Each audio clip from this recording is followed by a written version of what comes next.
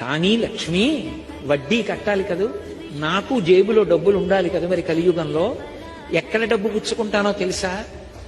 నేను డబ్బు పుచ్చుకోవాలంటే ఒకడున్నాడు, వాడు పరమ ధర్మాత్ముడు, పరమభక్తి తత్పరుడు, నన్ను నమ్ముకుని ఉన్నవాడు. వాడు కోరికతో రాడు, తండ్రిని చూడకుండా ఉండలేక వచ్చినట్టు నన్ను చూడాలని వాడు వస్తాడు.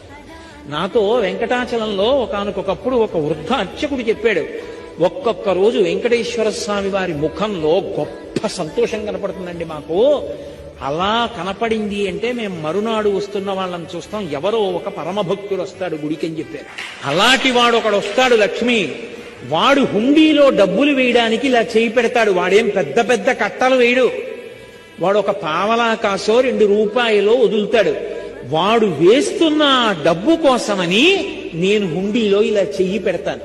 అది మిగిలిన డబ్బులో పడదు, నా చేతిలో పడుతుంది.